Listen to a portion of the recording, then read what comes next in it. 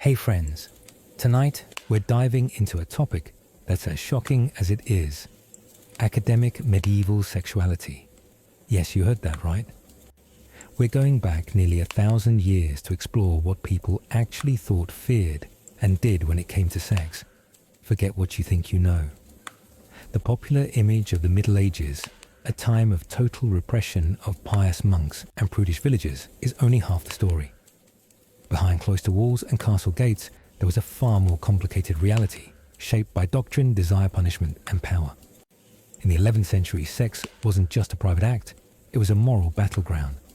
The church taught that lust was one of the 7 deadly sins, a gateway to damnation. Yet the world they governed was brimming with contradictions. Everyone was still having sex, married couples, of course, but also clerics, nobles, and peasants.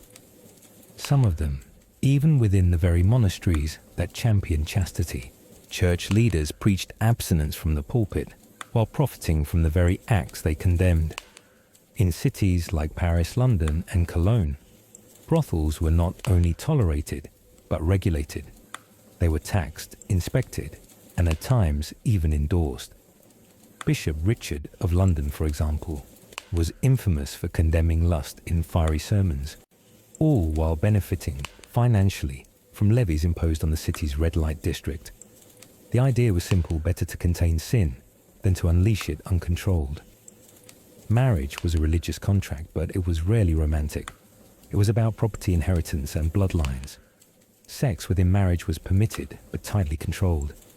The church prescribed specific times when intercourse was banned: during Lent, Advent, feast days, Sundays, Fridays, the eve of communion, and more.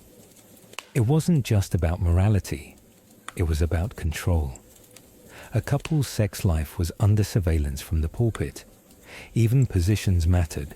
The missionary position was considered the only acceptable form of intercourse. Anything else was unnatural, a term that covered a dizzying array of acts from oral sex to mutual pleasure. Clerics like Peter Damian wrote vicious treatises warning that indulgence in physical pleasure, especially female pleasure, could doom the soul. To enjoy sex too much was to flirt with the devil. Female orgasm was feared. It was believed to cloud reason, disrupt the order of the universe, and even, according to some, open spiritual gateways to demonic possession. And yet, for all this repression, erotic imagery persisted, even in the margins of the very books used by monks. Manuscript marginalia, little drawings on the edges of illuminated texts, often depicted wild scenes: nuns caressing phallic vegetables, naked monks in compromising positions, and animals engaging in absurdly human acts. If you want proof that desire refused to be silenced, look no further than the monks copying scripture with one hand, while doodling debauchery with the other. But it wasn't just hypocrisy, it was surveillance. Confession manuals widely distributed across Europe didn't merely ask whether a person had sinned, they demanded specifics. How often? With whom? In what way? Alone or partnered? Did you feel pleasure? Did it occur on a forbidden day? Was it under moonlight, or in a barn, or while standing? The sheer detail in these manuals suggests both a deep obsession and an alarming degree of imagination. And sometimes, even punishment was perversely theatrical. In 13th century Italy, a woman accused of adultery could be paraded naked through the streets as penance. But a nobleman might simply pay a fine. Power and class determined the cost of desire. For the poor, sexual sin could mean lashes, public shame, or even mutilation. For the elite, it was an inconvenience to be managed. Still, the story isn't all gloom. There were moments of rebellion, of joy, of subversion. The troubadours of southern France sang passionate verses about forbidden love. Lovers carved initials into chapel walls. Noble women barred from public agency found freedom in secret affairs or coded letters. One medieval love letter found in a nun's cell reads like modern poetry. Your name burns under my ribs. I fear God less than I fear losing your touch. In some heretical sects, like the Cathars, sex was paradoxically both sacred and shunned. Some believed procreation trapped the soul in a corrupt world, so they practiced celibacy. Others believed that love itself, when pure, was divine. Not every religious movement agreed with the Church's doctrine on flesh. As for the clergy, their own vows were often more suggestion than law. Pope Alexander VI fathered several children. Local priests kept mistresses. In some dioceses, concubinage was so common that it had its own informal tax code. And yet the official line chastity remained etched into every sermon and stone carving. Women especially bore the weight of all this contradiction. They were labelled temptresses, vessels of sin, or fragile innocence in need of male control. Virginity was prized before marriage, but after childbirth, a woman was still expected to be modest, submissive, and chaste. If she desired more, she was dangerous. But that didn't stop them. Women sought agency where they could. Some took lovers. Others turned to folk remedies to control fertility potions of rue and pennyroyal charms worn under the tongue, or whispered prayers to saints with reputations for discretion. Midwives passed on secret knowledge in kitchens and gardens. Desire repressed in public lived on in private, and while the Church condemns same-sex desire, evidence of its statute appears in trial records, poetry, and even among the saints. The 12th century monastic letters between Hildegard of Bingen and Richardis of Stade crackle with emotional intensity. Some modern scholars believe these were deeply romantic, perhaps even erotic in nature. So what was medieval sexuality really? It was a web of contradictions, a dance between fear and longing, a culture that built walls around the body only to peep through the cracks. It wasn't just about sex, it was about surveillance, about power, about how institutions tried to shape something as wild and instinctive as desire. And yet the human spirit, messy longing, unapologetically curious, kept slipping through. If sex was a battlefield, then purification was the Church's attempt to cleanse it with fire and ash. The idea wasn't just to confess, it was to purge, to sweat it out, to kneel until your knees bled. Because in the medieval mind, desire wasn't just a mistake. It was a stain, a spiritual infection that needed ritual to be removed. And so came the obsession with purification. Let's start with confession not as we know it today, murmured behind a screen in a quiet chapel, but as public theatre. In medieval towns, confessing your sins meant listing them out loud, often in front of clergy, sometimes even before the community. It was performance with the priest as judge and the penitent as both actor and accused. A man might whisper that he touched himself during a fast. A woman might admit to dreaming lustful thoughts about her neighbour. These weren't just admissions, they were scenes told in trembling detail. The Church had a system. Each sin had its own script. A married man who had sex with his wife during Lent. 2 weeks of fasting and a pilgrimage. A young woman who lay with her betrothed before the wedding. Floggings, fasting, and public shaming. The formulas were rigid, but the theatre was alive, a drama of guilt and forgiveness played out on muddy church floors. And then came the rituals. Purity wasn't just spiritual, it was physical. Take bathing. Ironically, while modern myths claim medieval people never bathed, the truth is more complex. Bathing was tied to sin. To wash too much, especially with pleasure, was vanity. But to cleanse after sex or menstruation, that was sacred. Women were expected to undergo purification rituals after childbirth, especially before re-entering church space. In some places, they were led to the altar in a procession, veiled and barefoot like sinners returning from exile. It was called churching, and while it claimed to honor motherhood, it was a symbolic reset, as if giving birth made them unclean.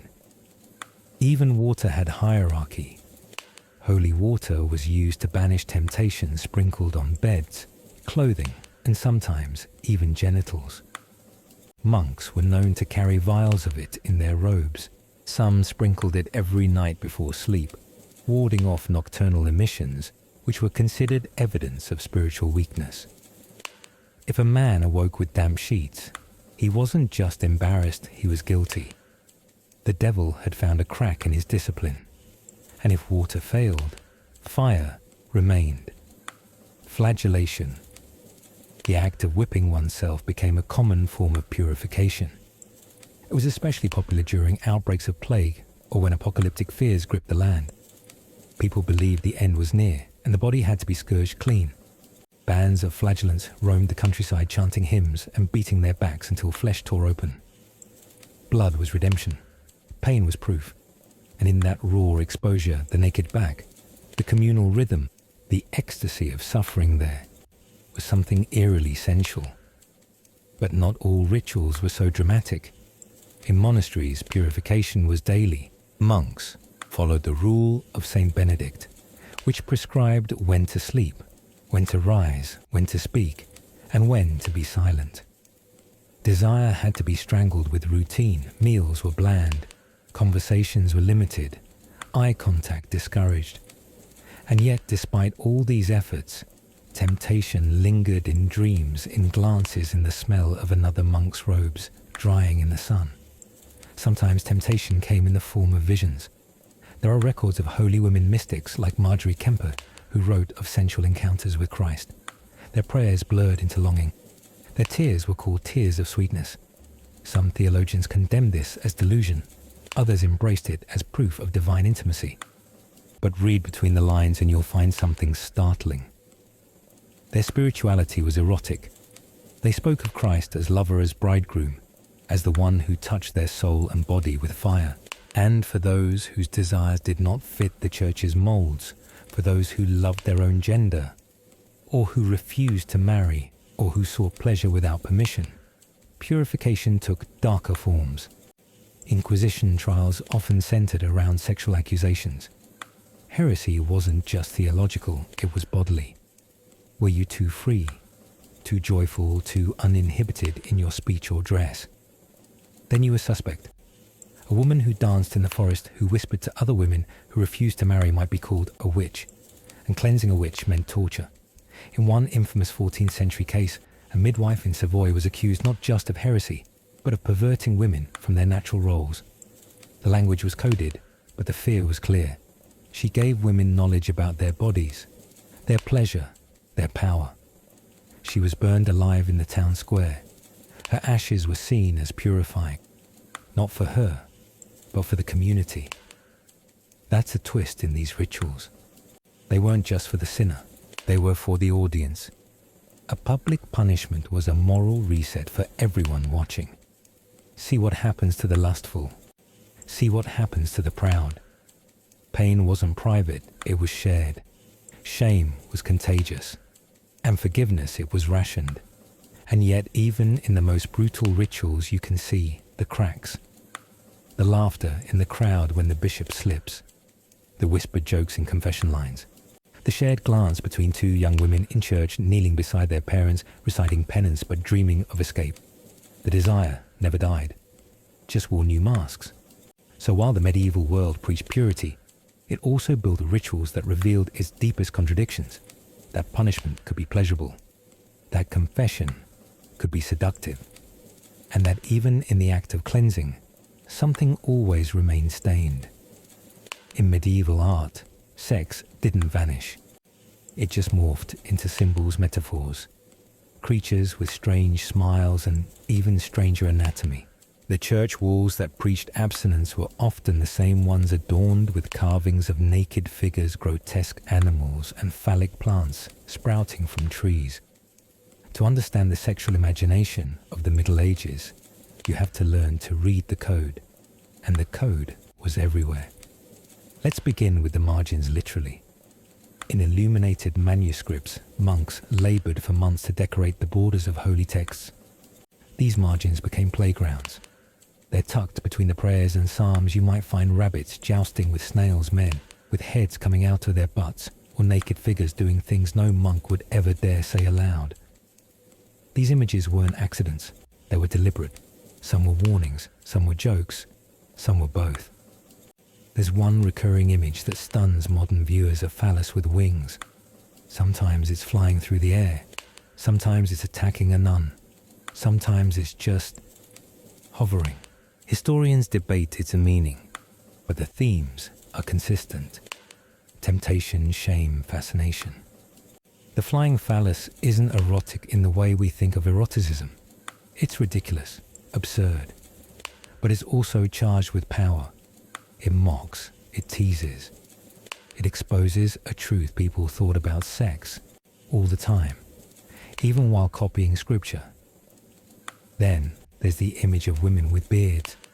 These weren't just jokes, they were warnings. A woman who claimed too much power, too much knowledge, or too much sexual freedom was seen as unnatural. The beard became a mark of inversion, a grotesque reversal of divine order.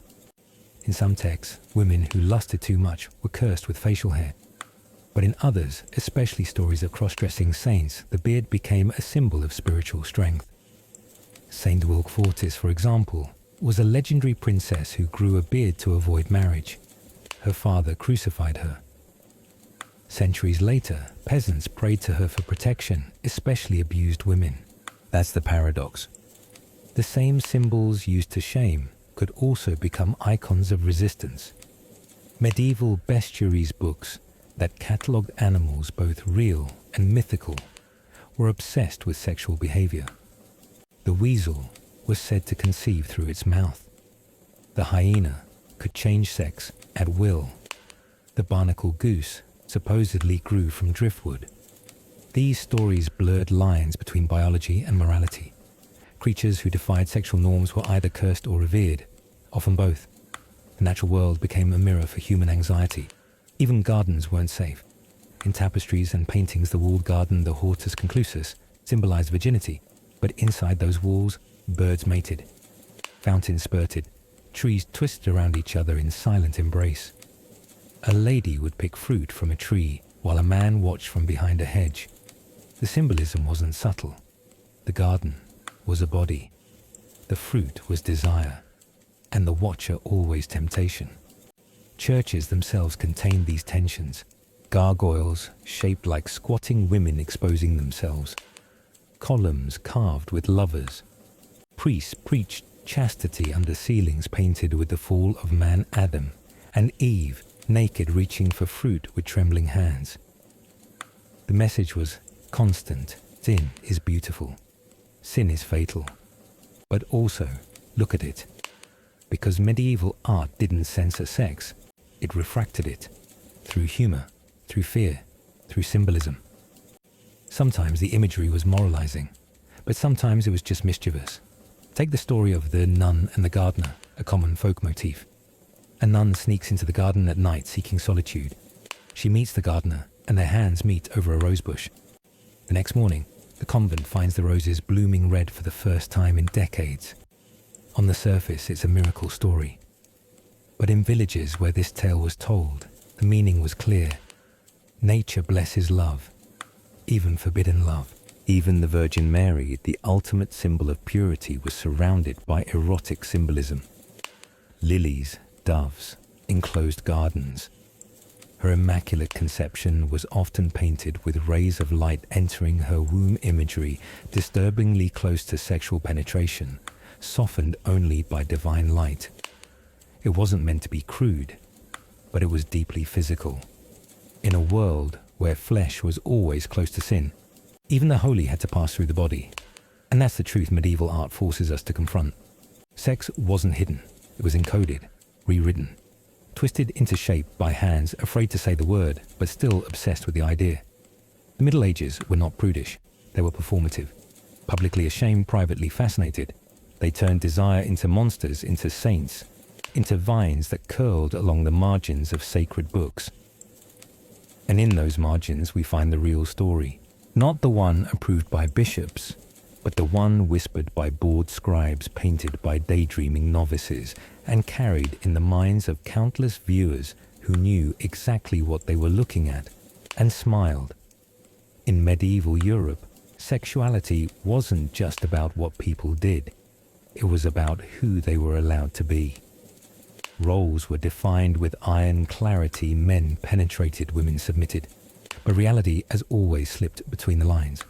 Let's begin with the obvious, the binary. Men were supposed to be dominant, strong, rational. Their bodies were hot and dry, full of fire and humours that sought control. Women, by contrast, were cold and wet, receptive, porous. Their flesh was open literally and metaphorically. They were believed to be more lustful, but less capable of controlling it. That's why women needed husbands, and husbands needed the church. But desire doesn't always follow rules, and neither did people. Homosexuality in the Middle Ages is hard to pin down, not because it didn't exist, but because it wasn't always seen in modern terms. The word sodomy was used broadly. It could mean male-male sex, but it could also mean any non-procreative act, including oral sex, masturbation, even sex in the wrong position.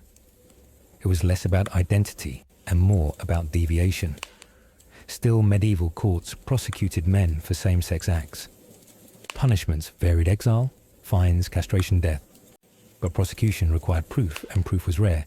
So instead, suspicion festered in rumour, and rumour found its way into literature. There's a story of the knight and his squire riding alone through the woods, sharing tents, bathing together in cold rivers. Nothing explicit happens, but the intimacy is there, in the gestures, in the silence, in the gaze that lingers just a beat too long. These stories walk a tightrope. They evoke longing, but always with plausible deniability. Women's same-sex relationships were even more invisible, in part because the male imagination couldn't comprehend them. If there was no man involved, how could it even count as sex? Still, the records are there. Nuns who shared beds for decades, who called each other my beloved, who were buried side by side. Some chronicles accuse convents of being dens of sin. Others say nothing. Silence, too, is a record. Cross-dressing saints further complicate the picture.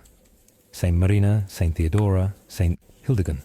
Women who dressed as men to enter monasteries live ascetic lives or avoid marriage. Their gender was often only revealed after death. Yet rather than condemn them, the church canonized them. Why? Because their masculinity wasn't threatening. It was spiritual. They weren't seen as transgressors, but as transcendents. That's the paradox of medieval gender roles. Break them and you might be damned, or you might be holy. Marriage itself wasn't always about love or even sex. It was a contract, a way to join property, secure alliances, produce heirs. For the elite, it was political. For peasants, it was practical. And yet, amid all this structure, affection bloomed. Letters from husbands to wives speak of longing tenderness, even flirtation. One merchant away on business wrote to his wife, "I kiss the pillow where your head should be." But not every union was equal. Wives owed obedience. Husbands owed protection. Both owed sex, what the church called the marriage debt. If a spouse refused sex without cause, it was grounds for annulment, but that didn't stop abuse. Marital rape wasn't considered a crime. A woman's body was her husband's right. And yet, even in such imbalance, women found agency. They used herbs to regulate fertility. They shared knowledge in whispers which plants could quicken the womb and which could empty it. Midwives weren't just deliverers of life. They were guardians of secrets, of cycles, of power. Men, too, were vulnerable. Impotence. Trials were real. A wife could accuse her husband of being unable to perform. Courts would summon witnesses, sometimes even demand physical proof. One case required the accused to attempt intercourse in front of clergy. He fainted. The marriage was annulled. Sex in the Middle Ages wasn't just biological. It was judicial, social, symbolic, and beneath it all was fear. Fear of female desire, fear of male weakness, fear of God's punishment. Lust was one of the 7 deadly sins, a gateway to hell, but also a constant temptation. Sermons warned that a single glance could doom a soul, that even in marriage sex had to be controlled, purified by intent. But art told a different story. It showed men and women tangled in vines, monsters grinning from cathedral walls, lovers meeting in gardens at night.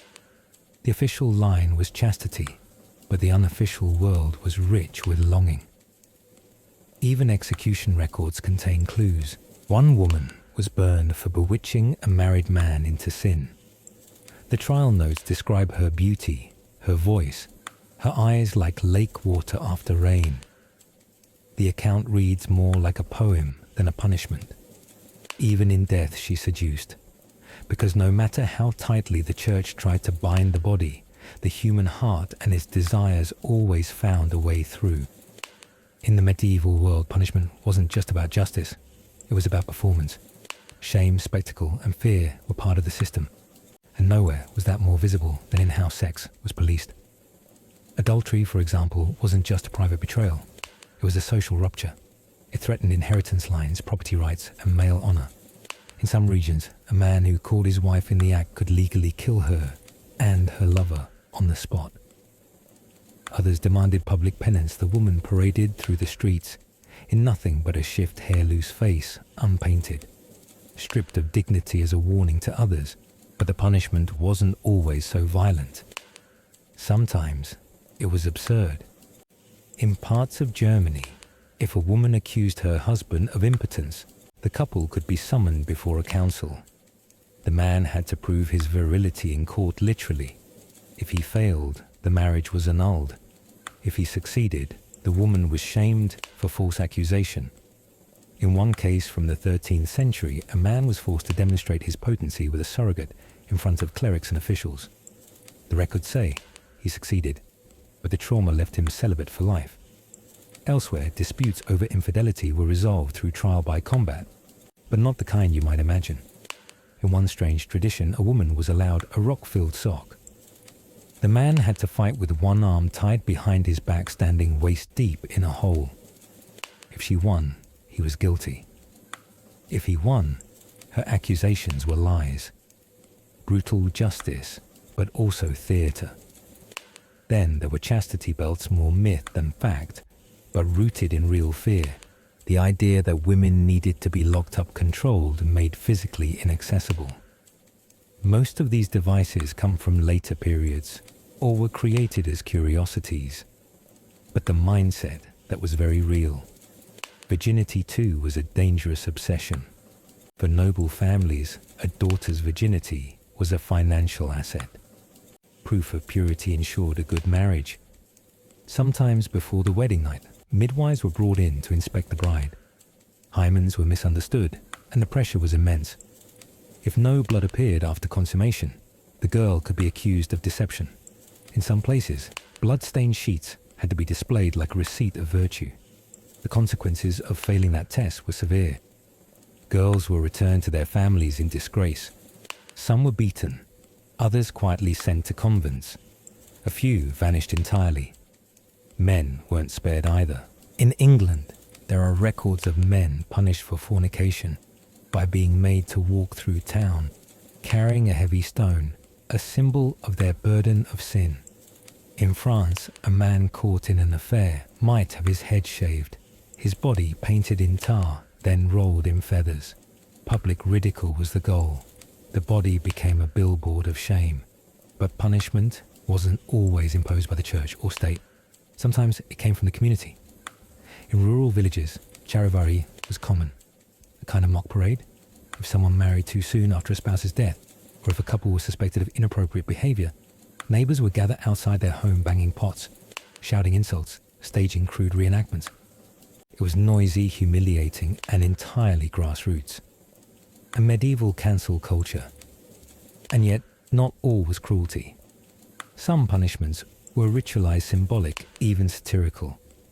In Italian city-states, bawdy plays were staged at carnivals mocking lustful priests or foolish lovers. The line between morality and entertainment blurred. People laughed at the same sins they feared. It was hypocrisy, but it was human. Then there were the laws themselves, bizarre, contradictory, often impossible to enforce.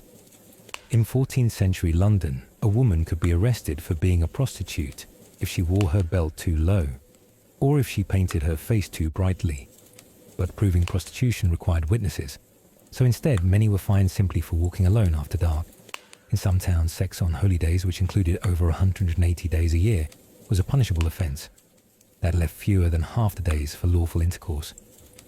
Realistically, few obeyed, but the rule existed, casting a net of guilt over daily life. The church also warned against sex during pregnancy, menstruation, or while nursing. It was said to produce monsters' weak offspring or mark the child with sin. One bishop claimed that children conceived during Lent were more likely to become thieves. No proof needed, only belief. And belief had power. Because more than the punishments themselves, it was the fear that lingered. The knowledge that your private acts could be judged, exposed, punished not by some distant God, but by your neighbor, your spouse, your priest. That's what made medieval sexual justice so terrifying, its intimacy. It didn't hide in courthouses. It lived in bedrooms, kitchens, alleyways. It whispered through walls. It made shame into spectacle. And it taught generations that desire wasn't just risky, it was criminal. Yet even within that shadow, people still desired, still loved, still laughed in the dark. Because rules may shape behavior, but they can't silence longing. In a world where sex was both sacred and sinful, one profession stood at the fault line of desire and damnation: prostitution. Or as the church preferred, the necessary evil. Brothels were everywhere in medieval Europe, from the slums of Paris to the ports of Venice to the alleys of London. Some were hidden, many were sanctioned, and yes, even run by local officials. It sounds contradictory, but to medieval minds it was strategy. Better that lustful men visit a controlled brothel than seduce virgins' wives or nuns. As St. Augustine had argued, remove prostitutes from human affairs and you will unsettle everything with lust. So cities turned sin into infrastructure. In Southwark, across the Thames from London, the bishop himself owned and licensed the brothels. The women, known as single women, paid rent and taxes, but they were not protected. They could be fined, whipped, or expelled at any time, depending on the mood of the law, the church, or their customers. In Avignon, France, the home of the papacy for much of the 14th century, prostitution flourished under clerical noses. Pilgrims and priests alike kept the trade alive. Some historians note that brothels there flew banners with the Pope's colours, unofficial approval cloaked in silence. And yet, despite this tolerance, sex workers were marked. They could not wear certain fabrics, enter certain churches, or testify in court. Many were buried outside city walls. In life, they served desire. In death, they were denied dignity. But not all prostitutes worked in back alleys. In major cities, elite courtesans emerged women trained in poetry, music, politics. They entertained nobles, diplomats, even kings. In Italy, they were called cortigiane oneste, honest courtesan swans.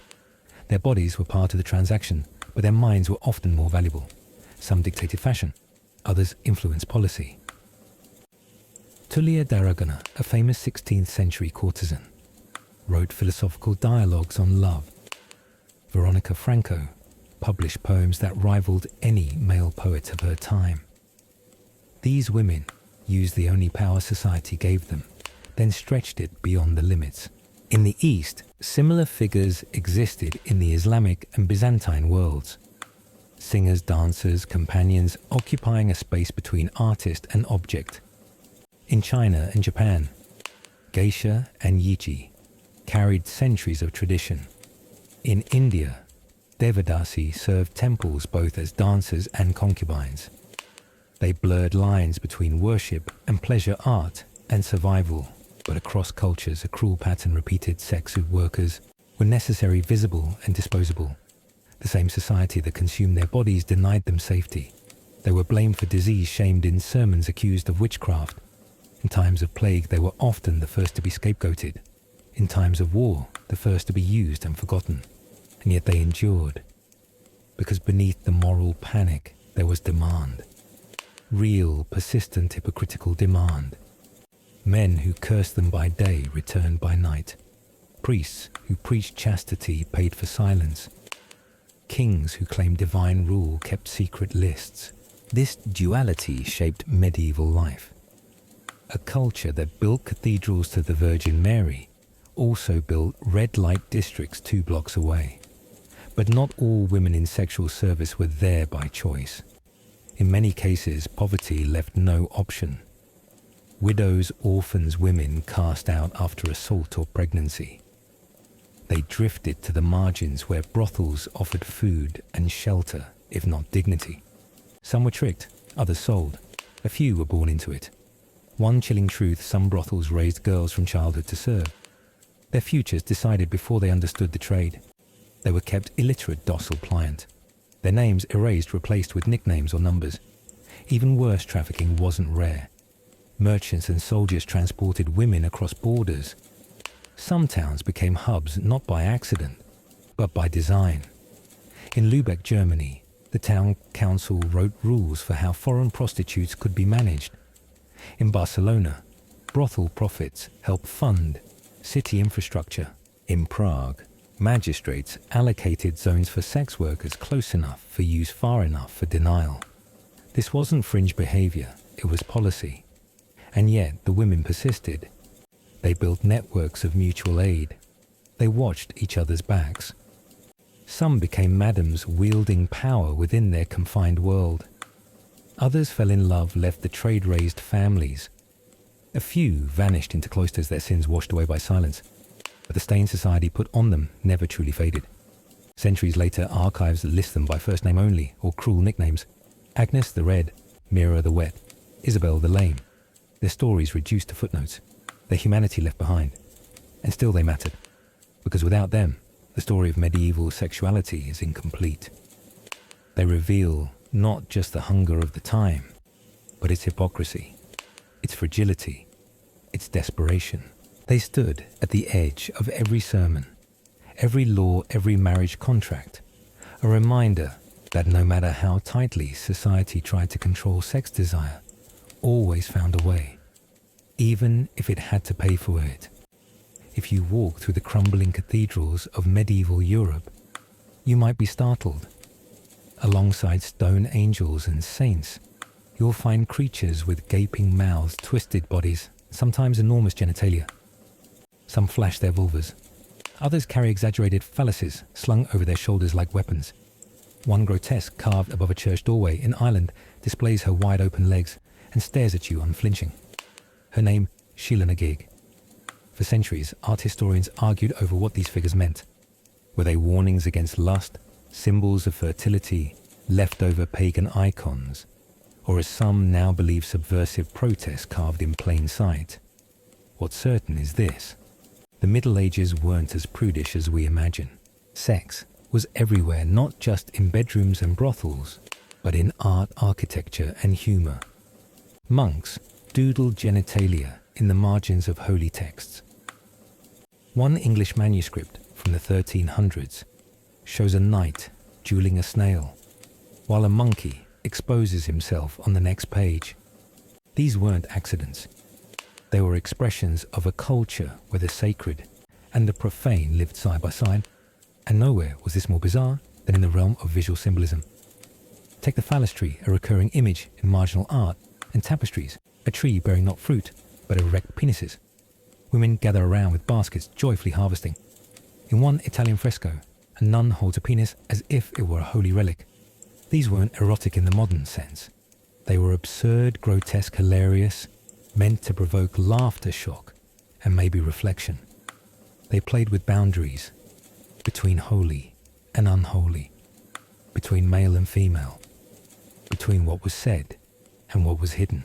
And nowhere was this tension more visible than in the Sheila na gigs, carved on Romanesque churches in Ireland, Britain, and parts of France. These female figures with exaggerated vulvas are unmistakable. Some are crouched. Others stand boldly pulling open their labia with both hands, daring you to look. Why would a church allow such images? Some say they were apotropaic, meant to ward off evil. Like gargoyles spitting water, these vulva-bearing women scared demons away. Others argue they were warnings to the lustful, a glimpse of temptation leading to hell. But these theories clash, because many Sheila na gigs look powerful, smirking, unashamed. Perhaps they were remnants of older goddess cults tolerated by the church as a compromise. Perhaps they represented the female body as a site of both danger and divinity. Or perhaps they were jokes carved by stonemasons who knew the clergy wouldn't dare remove them. What's undeniable is that medieval art was obsessed with sex, not just in depiction, but in contradiction. While theologians denounced lust, artists painted naked saints pierced with arrows, martyrs with exposed breasts, demons with giant penises. One manuscript shows a man being dragged to hell by a hairy phallus with fangs. Another features a nun spanking a bishop. Was it satire, fantasy? Fear probably all three. Because medieval and medieval minds didn't split the world into clean boxes. They didn't say, this is sacred and this is obscene. They lived in a world where sin and salvation were tangled, where the body was both a vessel of God and a trap for the soul, where laughter was not the opposite of holiness, but its shadow. Even the church couldn't fully suppress this. In some cathedrals, bishops delivered sermons just steps away from carvings of men vomiting penises or women giving birth to demons. Did they ignore them, accept them, or see them as reminders of the flesh's weakness and the soul's urgency? Whatever the case, the images remained. Centuries passed, empires fell, reformations swept through, but the stone vulva stayed, the phallus tree stood, the nuns with sly smiles lingered in the margins, and today they whisper to us, not just about sex, but about fear, freedom, and the absurdity of repression. Because no matter how rigid the rules, human imagination always slips through the cracks. And in those cracks, sometimes it carves a joke. Hey friends, if you thought giant stone vulvas on churches were wild, just wait until you hear what the church taught about when and how you could have sex, even as a married couple. In the medieval Christian worldview, sex wasn't just about consent or love. It was about timing, position, intention, and a long list of days when it was absolutely forbidden. Let's start with the calendar. If you were a good Christian in the 12th century, you were technically not supposed to have sex on Sundays, the Lord's Day, on Wednesdays and Fridays, days of fasting and remembrance, during Lent, the 40 days before Easter, during Advent, the 40 days before Christmas, on the eve of any holy day, and there were hundreds of those, while the wife was menstruating, considered ritually unclean, during pregnancy because the womb was occupied, after childbirth for weeks, sometimes months, during illness, God forbid you mix weakness with pleasure. All told that left maybe 100 days a year, and even those were filled with the rules. Missionary position only, no oral sex, no touching below the waist beforehand, no thinking of someone else while doing it. And this is crucial, it had to be for procreation. If you enjoyed it too much, that was edging towards sin. A popular penitential manual from the 11th century actually ranked sins by sex position. Missionary was tolerated. Doggy style was penance worthy. Woman on top was sinful because it reversed the natural order. If a man ejaculated outside the womb, even by accident, he was told to confess and fast for 40 days. One monk warned that too much pleasure in bed could lead to blindness, leprosy, or even hellfire. Another argued that sex during Lent was worse than murder because it offended God directly in his sacred season. And yet, people still had sex. A lot. Records from medieval confessionals are full of men asking priests whether they sinned by desiring their wives or by dreaming of them naked. Some clergy responded with sympathy. Others went full fire and brimstone.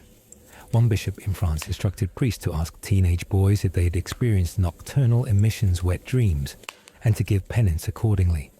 Think about that. A 15-year-old terrified wakes up with stained sheets and then walks miles to confess it as a sin, not just because he felt shame, but because the church taught it could damn his soul. These weren't fringe ideas. They were preached in pulpits, taught in schools, and written into law. In some towns, couples caught fornicating during Lent could be fined, flogged, or worse, publicly shamed in front of the church door. It wasn't about control for its own sake. At least, not always. Medieval theologians saw the body as a battleground where desire pulled toward hell and discipline pointed toward heaven. Sex wasn't evil, but dangerous, like fire. It could warm a home or burn it down. But this fear had consequences. It left women terrified of being too seductive. It made men feel dirty for wanting the very thing God told them to do, be fruitful and multiply. And it built a world where pleasure was suspect and silence was safety. Which brings us to the confessional, the dark little booth, where these secrets spilled. Some confessors used it gently, others abused it. In one notorious case, a 14th century friar used confessions to seduce women, telling them they could purify their sin through acts of devotion. In bed. But most priests genuinely believed they were saving souls. They asked the hard questions. Did you touch yourself? Did you finish outside? Did you fantasize about someone, not your wife? And then they prescribed fasting, prayers, donations, and above all, shame. Because in the medieval mind, sex was never just sex. It was theology, it was hierarchy, it was fear, and it was a mirror of your worth in the eyes of God. But beneath all that doctrine people still craved, still touched, still laughed under covers, still whispered to lovers on nights when the stars weren't watching. Even the monks weren't immune. Diaries from abbots reveal secret trysts, longings, dreams. One even confessed to having erotic visions of the Virgin Mary and flagellated himself daily to punish his thoughts. That's the paradox of medieval sexuality. The more it was condemned, the more it crept into every corner. Sermons, law, art, punishment, dreams. Because you can chain the body, but you can't silence desire. And in the end, even sin becomes part of the story we tell about being human. So you've made it through the calendar of banned sex days, confessed your wet dreams, and stuck to the missionary position. You're married now, congrats. But don't get too comfortable, because in medieval Europe, your marriage wasn't really yours. It belonged to the church. That meant the church, not you, decided whether your marriage was valid, whether you could separate, and whether your children were legitimate. Let's start with the basics. To be valid in the eyes of God, a medieval Christian marriage had to include consent from both parties, though sometimes a 12-year-old girl could consent. No close blood relation, which included up to your 7th cousin. No prior betrothals, even if they were broken off. A priest's blessing, though secret marriages were technically valid, they were frowned upon. Now here's where it gets scary. Let's say you and your spouse argue. You want to separate. Maybe he's abusive. Maybe she's unfaithful. Maybe you just can't stand each other. Too bad. Divorce didn't exist. The church didn't allow divorce. Period. The best you could hope for was a separation from bed and board, meaning you lived apart, but remained spiritually married forever. No remarriage, no freedom, just solitude. Unless, and this is a big one, you could annul the marriage. Annulment meant the church declared your marriage had never been valid to begin with. It was erased, like it never happened. Sound familiar? It's how King Henry VIII broke from the church to marry Anne Boleyn because the Pope wouldn't annul his marriage to Catherine of Aragon. That one decision changed the course of English history, but most people weren't kings. For common folk, annulments were nearly impossible. Unless you could prove something dramatic. You were closely related even if you didn't know. One partner was already married. There was no real consent like in child marriages. One of you was impotent, and you had to prove it often in public court. Imagine that. A wife accusing her husband of impotence in front of bishops. The man forced to submit to a trial erection, a literal test of function before witnesses. Some courts even demanded visual confirmation. Yes, that happened. It was humiliating, brutal, and often weaponized. Because behind all the holy talk was something darker control. The church didn't just regulate love. It regulated inheritance, alliances, politics. If your marriage was invalid, your children were illegitimate. That meant they couldn't inherit land, couldn't take your name, couldn't be priests or nuns. That's why noble families kept genealogical charts obsessively. Why they sought papal dispensations to marry cousins. Why queens were cast aside if they didn't produce heirs. Even sex inside marriage wasn't safe. If a husband accused his wife of adultery, she could be imprisoned, beaten, or forced to do public penance barefoot in rags, begging forgiveness in front of the whole parish. But if a wife accused her husband, she'd often be ignored. The church believed women were more prone to lust, to deception, to sin. So their voices were suspect, their tears manipulative. In one infamous case from 13th century England, a woman accused her husband of sleeping with their servant girl. The bishop ruled that was his right as head of the household and told the wife to pray harder for humility. And don't even get us started on marital rape. In church law, a wife was expected to fulfill her husband's marital debt. That meant sex whenever he demanded it, unless she was menstruating, pregnant or sick. But even those were often ignored. There was no word for rape within marriage because it wasn't considered possible.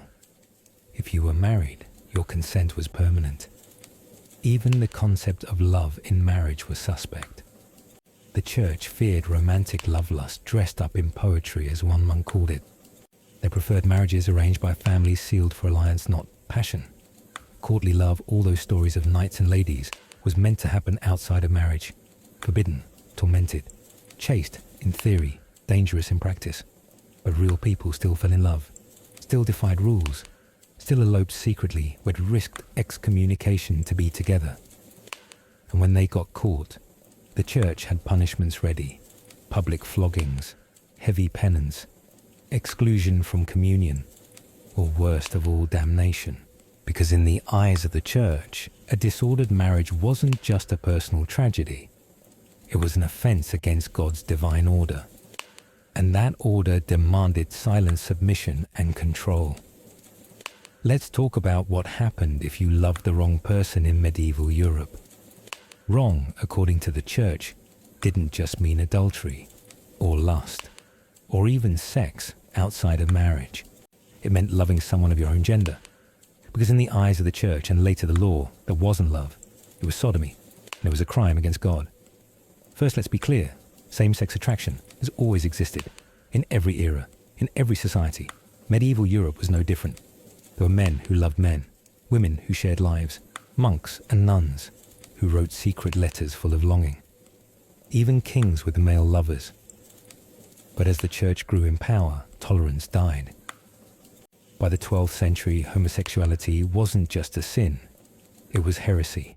Sodomy laws began to appear across Europe, fueled by crusader zeal and fear of divine punishment.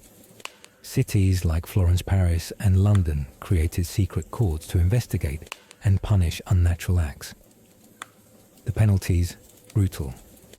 First offense, public flogging. Second offense, castration. Third offense, death by fire. Yes, fire. Because the church believed sodomy was so impure it could only be cleansed by burning the body. In 1292, a man named John de Wedderwang, a clergyman in York, was convicted of having relations with boys. His punishment, stripped of office, chained and burned alive. In Florence, so many young men were arrested for sodomy that the city created a separate building, the officers of the night, just to process the accused. And in Spain, under the Inquisition, sodomy was treated like witchcraft. Torture was used to extract confessions. Neighbors were encouraged to report each other. Even dreams could be considered evidence. But it wasn't just men. Women who loved women faced erasure. Their relationships dismissed as harmless or non-sexual unless penetrative. But when caught, they could be sentenced to exile, whipping, or forced into convents for life. In 1477, 2 women in France were caught living as husband and wife. One of them, Jeanne, had dressed as a man for years. When discovered, she was tied to a stake and burned not just for cross-dressing, but for daring to live freely. Because to love outside the church's design was not just rebellion, it was heresy of the body, and that terrified people. Why? Because the church taught that disasters, plagues, floods, famine were punishments from God for hidden sins. And homosexuality, that was top of the list. So fear bred hatred, hatred bred violence, and violence became ritualized. Confessors were trained to ask boys if they had touched another's shame. Penitents were told to do years of fasting. Some were excommunicated. Others fled, lived in hiding, or pretended to marry. But some fought back quietly. In the margins of manuscripts, monks would draw 2 men embracing. In convents, nuns would write poems to each other, folded in hidden pockets. In castles, lovers would use coded language friendship, soul twin beloved companion. They knew the world wouldn't accept them, but they loved anyway. And that defiance, that survival, is what still echoes today. Because for every pyre, every prison cell, every exiled soul, there was someone who said, I am not unnatural, I'm human. And that voice still matters, even in the darkest chapters of history. But even as the flagellants whipped their backs bloody and monks recited endless penitential psalms, ordinary people clung to rituals that blended fear, faith, and desperation. One of the strangest of these was the practice of the sin bath. In some remote villages, a tub of water would be set aside in a chapel or home, often perfumed with herbs like rue and wormwood. The penitent, sometimes naked, sometimes wrapped in linen, would sit in the water while a priest recited prayers, meant to cleanse not just the body, but the soul. Sometimes they'd add holy oil, sometimes crushed flowers. In more bizarre cases, even powdered bones of martyrs were stirred, in believing the dead saints could absorb sin through proximity. These weren't mainstream rituals, of course not church-sanctioned, but they weren't exactly outlawed either. In the grey zones where dogma met desperation, people made space for purification however they could. Some women would carry fragments of wax figures, effigies of lust moulded with a sinful act in mind to the altar, melting them there in secret hopes of erasing both guilt and consequence. In one recorded account from the Abbey of Saint-Hilaire, a young novice named Clémence confessed to her superior that she had lain with a stable boy in the orchard. Instead of expelling her, the abbess took her to the Black Font, a secret basin hidden beneath the cloister filled with ash-infused water. They fasted together for 3 days, then submerged her 3 times, whispering the names of saints between gasps. These rituals weren't about justice, they were about survival. A woman who could prove her repentance stood a better chance at protection, especially if she belonged to the lower orders. But it didn't always work. Inquisition records are full of stories where such attempts were ignored or mocked. A merchant's daughter in Ghent, caught visiting a sin bath after being seen with a friar, was still whipped in the public square. The crowd jeered not because she sinned, but because she dared try to erase it without proper penance. And then there was the matter of childbirth, perhaps the most paradoxical of all. Pregnancy outside marriage was condemned, but once a child was born, especially if male midwives would often take it to the local church as fast as possible for secret baptism. In extreme cases, if the child was stillborn or dying, they'd do it themselves with rainwater tears, or even their own spit, believing that one drop might spare the infant from damnation. The church frowned on such unsanctioned sacraments, but looked the other way if the mother was noble, or the priest had already been paid. More than once, these desperate baptisms saved reputations. A young woman named Isabeau, servant to a baroness in Avignon, delivered a bastard son in secret. The baroness, knowing the scandal could ruin them both, ordered the child baptized in the kitchen basin, then sent Isabeau on a pilgrimage barefoot to Santiago. When she returned months later, gaunt and sunburned, the child had been adopted by a cousin, and her sin was considered paid in dust and miles. None of it was consistent. None of it was fair. But in these murky waters, both literal and moral people carved out survival. They did what they could to navigate a world that judged bodies harshly and forgave rarely. While rituals of sin and shame wove through the hidden corners of Europe, another kind of reckoning unfolded in plain sight, etched not in ashes or holy water, but in ink, parchment, and accusation. The inquisitorial courts had expanded their reach, no longer solely focused on heresy, but increasingly casting their net towards so-called moral deviations. Adultery, seduction, unnatural lust crimes that once whispered behind curtains were now being dragged into the open, where parchment bore the weight of a person's fate. It began often with anonymous letters. A servant girl caught glancing too long at her mistress's husband A young man seen exiting the mill house late at night, shirt unbuttoned, cheeks flushed. Someone would write, sometimes a neighbor, sometimes a jealous sibling, and the local priest would be compelled to act, if only to demonstrate vigilance. The most chilling detail wasn't that these letters existed, it was that they were believed, especially when written by men. A friar in Toulouse once accused a laundress of bewitching him through her body. He claimed her scent drove him to thoughts of Eve's fall, that her bare forearms in the river water undid his celibacy. She was arrested, paraded, then whipped, though later exonerated. When another friar confessed, he'd invented the entire claim out of envy. The archives in Rouen tell of a young teacher named Marcel, barely 17, who was denounced for corrupting the virtue of her pupils. The evidence. A child's poem found in her desk, with the words to the gentle hands that guided my pen. Her trial lasted 4 days. The child's parents, humiliated by their own daughter's education, demanded Marcel be branded. Only the intervention of a noble woman, whose son Marcel had tutored, saved her from permanent disfigurement. Fear began to spread not just of sin itself, but of being seen as too aware of sin. Women who read too much, spoke too confidently, or walked alone after dusk became suspicious by default. A widow who continued managing her late husband's vineyard was accused of harboring licentious spirits, the term used when no concrete sin could be named, but the implication hung in the air like spoiled incense.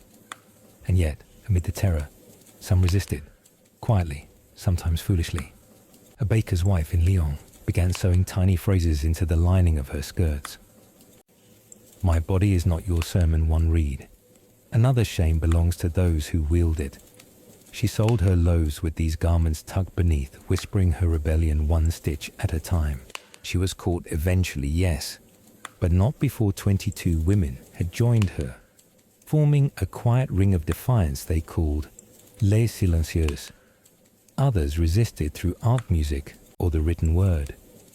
A ballad passed through taverns in Gascony told the story of La Dame de Nuit, a figure who seduced priests only to vanish at dawn, leaving behind tokens of their hypocrisy, a ring, a sermon, a broken rosary. She wasn't real, of course, but women sang her verses with secret smile as though conjuring her made the world slightly more bearable. Even in monasteries, cracks formed. One monk, Etienne, recorded in his margin notes a furious commentary on a visiting inquisitor. He speaks of purity, but drinks like Bacchus. His hands tremble not with age, but with appetite. Etienne's manuscript was burned after his death, but one page survives hidden behind a false binding proof that even cloistered men saw through the veil. It was a time when truth was fragile, and power wore the mask of piety. A time when silence became its own language. But like all things kept under pressure, something beneath the surface had begun to shift. By the turn of spring, the edicts had changed once again quietly, almost imperceptibly. They no longer needed smoke and bonfires to cleanse their cities. Instead, they turned to registries to licenses to silence. In Avignon, a new ordinance required all unmarried women above the age of 20 to report their employment and residence to a clerical office, run by 2 elderly men with milky eyes and unforgiving ledgers. It was presented as protection against sin, against vagrancy, but in truth, it was surveillance wrapped in sanctimony. Those who refused were marked, not in ink but in implication. Their names circulated in sermons as examples of disobedience, though no crime had been committed. Market sellers began hesitating to offer them fruit. Children whispered about them. Landlords raised rents or feigned full occupancy. It was exile without movement, a method of erasure while the body still lived. Mathilde, who had once trained as a midwife under the nuns in Montpellier, found herself suddenly without clients. One woman crying after a miscarriage begged Mathilde to help her, but refused to let her be seen entering the house. If they know you touch me, she said, they will say I wanted to be barren. These fears were not imagined. In a village near Carcassonne, a widow named Renata was accused of infertility. not her own, but of passing it like a blight to a newly married neighbor whose belly had stayed flat despite a year of effort. No medical explanation sufficed. The village priest, pressured by whispers and a local nobleman's impatience for an heir, demanded Renata submit to a ritual purification. She was stripped, washed in brine, and forced to kneel for a night in the public square. Her only crime had been loneliness and perhaps defiance. But not all stories bent toward cruelty. Sometimes resistance hid in plain sight under the guise of service. In Dijon, there was a cloth merchant's daughter, Celeste, who began forging baptismal certificates. Not for money, but for girls born to mistresses, for children of displaced families, for those marked illegitimate by bureaucracy's cold hand. Her handwriting mimicked the diocese seal so well that she became known in whispered tones as La Main Bénie. She saved dozens from the orphan cart. When she was finally caught, it was not the church who exposed her, but a man she had once rejected. At her hearing, she stood unrepentant. "If they wish to call me a heretic," she said, "let it be for the love I put in ink, not the lies they carve in stone." The courtroom was silent. Then a laugh quite bitter came from a midwife in the gallery. She was arrested an hour later. Through all this, the records grew. Page after page of judgment names, offences, punishments. Most cold, some brutal, others curiously blank. These gaps, empty verdicts missing, causes hinted at interventions, at protectors working from within. A clerk in Metz altered dates to create alibis. A sister at an abbey near Tours replaced confessions with copies of psalms. A mapmaker in Bourges hid messages between borders sewing code into contour lines that only a trained eye could read. It was as if a shadow resistance had formed not in rebellion, but in preservation, in the belief that not every life had to be broken to be saved. Their weapons were subtle ink mercy misdirection. Their victories rarely sung, but each act left a trace. And perhaps that was enough for a world that increasingly sought to erase. Winter returned with a cruelty that seemed personal. The rivers that once carried grain now froze in silence. In Lyon, a group of women gathered each week beneath the collapsed roof of an abandoned abbey. They wore shawls sewn from old altar cloths and passed around ink pots kept warm under their skirts. What began as a reading circle soon became something else, an archive. They copied testimonials from the silenced notes smuggled from debtors' prisons, letters never delivered, and confessions never meant for the ears of priests. Some came from girls who had fled brothels sanctioned by the city guard. Others were dictated by crones abandoned by sons now kneeling before power. These parchments tied with scraps of ribbon were hidden inside candle molds or hollowed hymnals. They called their practice gathering the dust, not out of despair, but because even dust holds memory. Among them was Heloise, once a novice nun. Her fingers stiff from frost, still wrote with urgency. She had once tended the sick with whispered prayers and careful hands. But after a merchant's wife accused her of teaching a girl to read scripture without a man's presence, she was stripped of her habit and cast into the streets. Now she wrote not prayers, but truth raw and unadorned. She chronicled stories of childbirth without aid, of punishments handed out for laughter of landlords who demanded loyalty in the form of silence about their nighttime visits. She wrote of a baker's daughter whose wrists had been broken after she sold bread too cheaply, blamed for disrupting the order. She named the men, marked their patterns. "No one forgets when no one dares write," she whispered once. In Toulouse, a different movement took shape. There the guild of dyers, mostly men, began to lose apprentices. The young women assigned to stir vats of indigo. And madder stopped showing up. When questioned, they claimed fevers, family duties, anything to leave. The truth was simpler. They had found another way. Under the care of an old Moorish herbalist named Samira, they began mixing dyes not for trade, but for marked symbols painted on shutters or laundry lines, color-coded warnings and messages. A red stain meant a house had been raided. A smear of ochre on the left lintel warned of informants nearby. These marks weren't permanent, but they didn't need to be. They lasted long enough for women to move their children hide pages or vanish entirely. Samira had once been called the cursed midwife by those who feared her skill in easing pain. She simply said, "Men fear what they do not bleed." Her remedies healed not just bodies, but trust. She taught the girls to crush iris root for ink, to grind walnut husks for brown that faded with rain, and to use the tears of fig bark to seal messages in clay. They weren't fighting an army. They were resisting forgetting. Every mark, every note, every recipe memorized and passed down by hand was a bulwark against erasure. And even as storms rolled across the plains, as churches filled with pronouncements and tribunals, something deeper spread quiet, stubborn, impossible to catalogue. It was not rebellion, it was remembering. By early spring, something changed, not in the towers of power or the halls of law, but in the kitchens, the fields, the places no decree ever reached. The silence that once clung to village roads was broken not by rebellion, but by the sound of women speaking without lowering their voices. In a valley near Rouen, a weaver named Margot opened her barn to travellers not to offer shelter, but to teach. She had never seen herself as a teacher.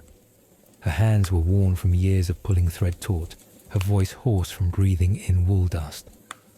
But people began arriving, girls from the river towns, widows cast out after their sons were conscripted, even two nuns who no longer believed in quiet suffering. They brought nothing but stories. Margot showed them how to encode messages in weaves, how a skipped thread could mean danger, how a repeated knot could signal a safe house. They called it the tongue of cloth. Before long, blankets across the countryside became maps no one in power could read. A nobleman's wife once praised a tapestry at court, unaware it detailed how his guards extorted grain from starving farmers. In Bordeaux, a mason's daughter named Lucette crafted tokens of pressed clay, marked with patterns copied from ancient coins. To the ignorant, they seemed like toys. To those who knew, they were signals. A broken circle meant wait. A line across a star meant speak only after dark. Lucette distributed them under piles of firewood, inside pouches of herbs sewn into bodices. The code was always changing. So was the network. It wasn't planned. There was no leader. Yet when one woman disappeared, another would arrive in her place. When one door was shuttered, two more were unlatched. Even in places thought beyond reach, where iron gates clang shut behind women accused of insolence, memory found a way. In the workhouses and the salt mines, in the corners of convents and the back rooms of bakeries, names were whispered and remembered. Not just names of the powerful, but names of those erased Adele, who taught numbers to washerwomen. Brigitte, who healed bruises with vinegar and poems. Solange, who dared speak of wages before being dragged by her hair into the square. Their stories did not make headlines, but they made roots, and roots once spread deep enough break stone. Somewhere near Marseille, an old woman named Clara carved verses into driftwood. When asked why she chose wood that would float away, she replied, "Because rivers remember what we've forgotten." It was no longer about resistance, it was something older. Older than law, older than kingdoms. It was preservation. By midsummer, the signs were everywhere. Not banners, not blood. Just a shift. A midwife refusing to answer to a magistrate's letter. A baker naming her daughter after the girl who'd once warned her of a raid. A chorus of women humming a tune first heard in a prison cell. Not loud, but unbroken. And still the lords held court. Still scribes penned judgments. Still orders were read aloud in town squares. But fewer listened. Because while power recorded its own glory in parchment and seal, the women wrote in the things that lasted longer in song, in thread, in scars, in breath. They weren't rewriting history. They were refusing to let it vanish. In the cathedral city of Chartres, where stained glass held more scripture than sermons ever could, the wind began to carry different names, not saints or kings, but names once buried beneath ash and silence. A young scribe named Elian had worked in the archives cataloguing deeds and dowries oblivious to their weight. She'd transcribed confessions wrung from trembling hands, copied death certificates that described starvation as natural causes, and stored away complaints marked unfounded in perfect cursive. For years she believed she was only doing her job, until the day she opened a packet sealed 20 years before. Inside were letters, hundreds of them written by women to a court that never responded. Pleas for justice after husbands vanished. Cries for help as children died from forced relocations. Careful words hiding bruises that no healer dared tend. All of them ignored. All of them preserved. She read them aloud alone at first in the hours before dawn. Then one night, she didn't read alone. A laundress passing through the cathedral heard her voice and stayed. Then a baker's apprentice. Then a former tutor who had lost 3 daughters in a famine that shouldn't have happened. They gathered in the crypt not to mourn but to witness. Eliana did not speak of revolt. She spoke of memory. They want us to believe forgetting is mercy, she said once, holding a letter written in blood. But mercy isn't theirs to give. It is ours to reclaim. Each week they met again. They brought new names. They copied the letters by hand, then placed them under pews behind loose stones between hymnals. Parishioners would find them days later and weep silently during Mass. It was not treason. It was not noise. It was the unbearable softness of truth. And far beyond Shada, in cities that had never known the women whose words now travelled like pollen, something else happened. A magistrate's wife refused to silence her daughter's questions. A seamstress added unfamiliar initials to the hem of a noblewoman's dress. A bookseller displayed a copy of Pliny's Natural History open to the page describing how certain flowers only bloom after fire. No one called it movement. No one dared call it revolution. But in Lyon, an ex-novice passed along a message that made its way through 4 provinces in 6 days. It was only 5 words. We are still all here. And that was enough. Because it said what records never could, that they had not been erased, that names unspoken did not mean names unknown, that grief, when shared in shadow, became something more than pain. It became architecture. An architecture built by the hands of the dismissed is stronger than any decree. They built nothing grand, no palaces, no parliaments, but they built memory brick by invisible brick, and the shape it took was not a banner or a crown, but a question. If all the women remembered, what else might be possible? The winter that followed was not the harshest on record yet. It bit differently. In the village of Saint-Amans, tucked beneath low hills and veiled in smoke from peat fires, the women began to speak with a precision that came not from eloquence, but from knowing they might never be allowed to speak again. Marie-Josette, now in her 40th year, had once been a healer before the war labelled her a sympathizer. Her herbs had saved soldiers on both sides, but neutrality meant little to those seeking scapegoats. For years she lived in silence, bartering root and ash for bread-mending bones, but never daring to ask how they'd broken. That changed the day she received a parcel from Chartres. No return name, only a thin bundle of copied letters. Among them, one bore the signature of her older sister Lucienne, who had vanished 20 years earlier. She had never known Lucienne had written anyone. She had never known anyone had listened. Now she did. With trembling hands, Marie-Josette read her sister's final words. Not in sorrow, but in slow-burning revelation. They made silence a monument. "I will make it a doorway," Lucienne had written. And from that moment, Marie-Josette understood remembering was no longer enough. She began walking again house to house. Sometimes she brought teas, sometimes salves, but always she brought a copy of a letter.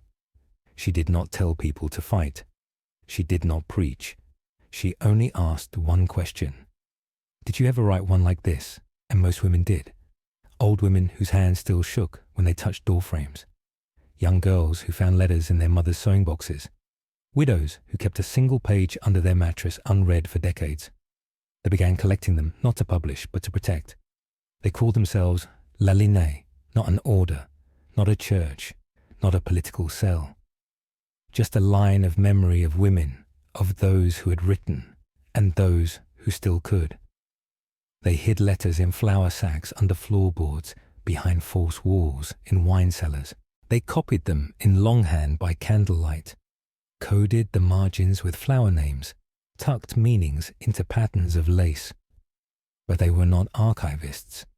They were flesh keeping paper alive. And the letters themselves began to change.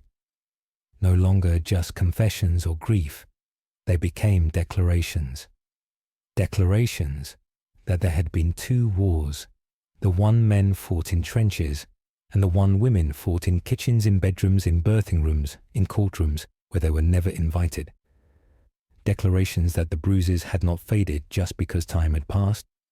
Declarations that names carved into monuments were not the only ones that mattered. Declarations that survival too was a form of resistance. And across the southern provinces, rumours stirred not of rebellion but of a new kind of testimony. A grandmother in Arles buried 30 letters in her garden and told her grandchild to dig them up when she turned 18. A teacher in Montauban assigned her students to write letters to their unborn daughters. Nothing exploded. No barricades rose. But something shifted. Because when memory becomes architecture and grief becomes lineage and silence becomes testimony, there is no undoing it. Not with arrests, not with fire, not even with time. By 1956, a quiet defiance pulsed beneath the soil of villages that no longer trusted silence. In a convent school outside Lyon, young girls were taught history from books where women barely breathed. But Sister Hélène, who walked with a cane and never bowed during morning hymns, taught from memory instead. She began each lesson not with a date, but with a name. Émilie Mercier, 1914. She sewed bandages for soldiers and wrote 12 letters they never let her send. The girls would copy the name into small cloth-bound journals that they were forbidden to show their parents. At first it felt like play. Later it became ritual. Later still, it became necessity. Sister Hélène had been one of La Linée since 1939. Her hands were ink-stained from copying the stories of women whose lives had been flattened into footnotes. And she believed something dangerous, that memory could be a weapon, but only if passed carefully like a candle in wind. Elsewhere, in the shadow of Clermont-Ferrand, a boy named René found a sealed envelope behind a fireplace stone in his late grandmother's cottage. It wasn't addressed to him nor anyone alive, but inside was a letter beginning, "To the girl I could never be." It was signed, ML. René did not understand its weight, not yet, but something in its cadence, its refusal to ask permission to exist, lodged inside him. And so he folded it, placed it in a cigar tin, and kept it near his chest like a compass. 10 years later, he would teach literature to students who believed resistance was only made of rifles. He would read them that letter, and they would go quiet in a way that meant they were truly listening. La Linée was never a movement with banners. It had no manifestos, no headquarters. It moved like ivy, slow, persistent, always reaching, always entwining. Its members wore no symbols, but they recognized each other in the questions they asked. Did your mother speak of the war? Do you know how many children were sent away? Have you ever read a letter and felt it was yours? Their purpose was not revenge.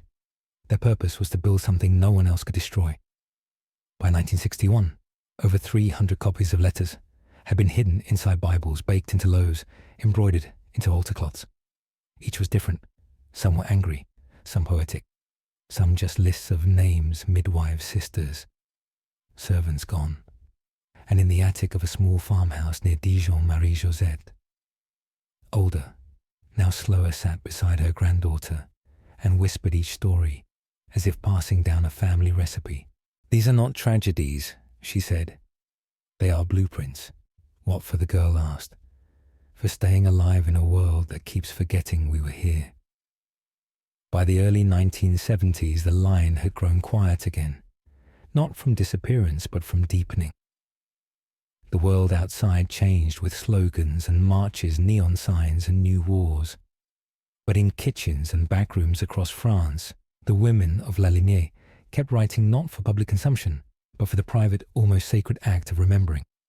In Toulouse, a university student named Cécile found a collection of anonymous letters sewn into the lining of a vintage coat she bought at a flea market. At first, she dismissed them as romantic notes, yellowed and sentimental. But one phrase stopped her cold. We stitched silence into our hymns because no one would print our truths. The letters weren't love poems. They were confessions, testimonies, echoes. Cécile did what generations before her had done. She copied them, not by typewriter, but by hand, using red ink on cream paper. Not to make a statement, but to ensure the voice remained warm. She didn't know the names of the women, but she could feel them. And in time, she began asking her own questions of her mother, her aunts, her grandmother. Questions that once would have been met with silence, now returned as sighs, tears, nods. It wasn't about facts, it was about recognition. And so while the world debated politics, Cécile began archiving the unprintable lullabies sung during air raids, recipes altered to survive rationing, the way a woman wrapped her hair to hide bruises. Not all of it was tragic. Some of it was deeply mundane, and that was its power. Because when you preserve what the world calls small, you declare that nothing lived with dignity is ever insignificant. Meanwhile, Marie-Josette, nearing her final winter, sat in a chair that creaked like old memory. Her eyes had dimmed, but her voice had sharpened. She had long stopped fearing being forgotten. She only feared the forgetting, she told her granddaughter, Leah. One day someone will ask you where your family came from. Do not begin with your surname. Begin with the first woman who dared to write what hurt her. Leah nodded but didn't speak. She simply lit the lamp. That night, under lamplight, Marie-Josette dictated the final letter of her life. To the woman reading this in a year, I'll never see. If they've taught you that grief must be hidden, I offer you my life as counterexample. If they've told you that survival is silent, I offer you my voice. Though cracked, it carried farther than I knew. If they've erased the women in your history books, know this. We were here, we wrote, and we left you a trail of letters not to follow but to question. She signed it, not with a name, but with the drawing of a thread, looped and open. In 1984, an archive was quietly donated to a small historical society in Limoges. It arrived not in boxes, but in a suitcase, leather-cracked locks, rusted shut. Inside over 400 handwritten letters, each folded into linen pockets, each signed only with a symbol. A star, a braid, a sprig of rosemary. No return addresses, no explanations. The archivist, a woman named Elise Morel, opened them one by one in silence. Some were brittle, others still smelled faintly of lavender or ash, and though their authors spanned decades, even lifetimes, the voice within them felt oddly unified, not because it belonged to one woman, but because it belonged to all women who had once been told their stories didn't matter. The letters spoke of childbirth and hunger, of fear and defiance, of sons who never returned, of sisters who disappeared into factories of a loaf of bread divided 17 ways. But most of all, they spoke of memory not as nostalgia but as resistance. Elise spent years cataloguing them, though the world showed little interest. But she kept going. She transcribed each one by hand, even as computers hummed around her.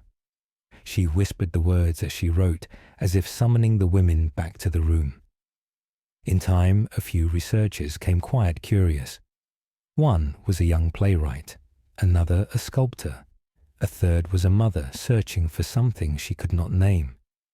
Each left with a copy of a letter that had moved them. And thus the line continued, not as revolution, but as relay. In 1997, on the 100th anniversary of Marie-Josette's birth, a reading was held in a half-lit library in Lyon. No press, no grand speeches, just 12 women reading 12 letters aloud for the first time. One read softly, "They called me unremarkable, but I remember every birth I helped, every widow I fed, every child I named when no one else would." Another read with fire. If they bury us without names, we will rise in ink. The youngest reader, barely 17, read the last line of the last letter with trembling breath. This is not a legacy of pain. It is a map for those who refuse to disappear. And in the hush that followed, someone wept not out of sadness, but out of recognition. Outside, the city moved on. Lights blinked, cars passed. The world remained indifferent. But inside that room the thread held. In invisible ink in the margins of history, La Ligne endured. And somewhere, perhaps in a grandmother's drawer, perhaps inside a coat lining, perhaps buried in a field where the sun falls gently, each dusk another letter waits to be found. Not to be framed, not to be worshipped, but to be read and remembered.